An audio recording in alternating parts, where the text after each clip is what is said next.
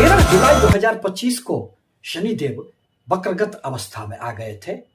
और जब भी शनिदेव के गतियों में किसी भी प्रकार का हलचल होता है तो इसका प्रभाव प्रत्येक व्यक्तियों के जीवन पर गहरे रूप से पड़ता है।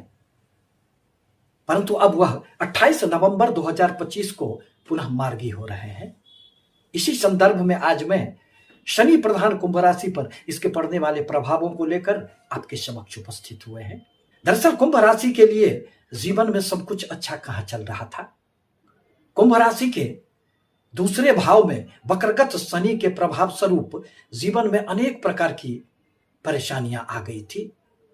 धन की समस्याएं, अनावश्यक रूप से खर्चे की समस्याएं, बचत न हो पाना, पारिवारिक जीवन में कुटुंबों के साथ एक सहज उदासीनता का भाव इत्यादि समस्याओं से आप जूझ रहे थे।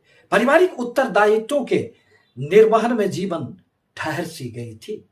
मन में एक रिक्तता का भाव उत्पन्न हो गया था, क्योंकि जीवन में धन के बिना कुछ भी संभव कहां होता है। परंतु अब यह तो बीते दिनों की बातें होगी। अब आपके धन भाव में शनिदेव आपको आशा से बढ़कर धन लाभ देने का प्रयास करेंगे। अब आपके बचत भी होंगे। पारिवारिक जीवन में अब सब कुछ अच्छा रहेगा।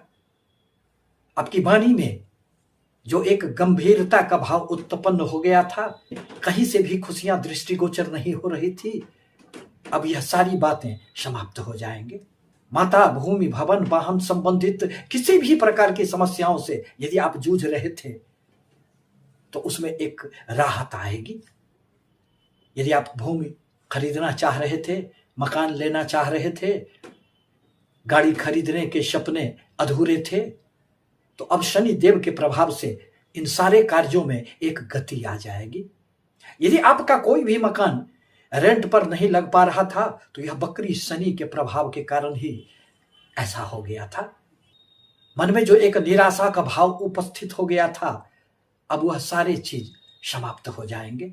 आकस्मिक रूप से आपको अब इस अवधि में खूब धन लाभ भी होंगे। शेयर, सट्टे, लॉटरी इत्यादि में जो आपको अच्छा फल प्राप्त होने वाला है।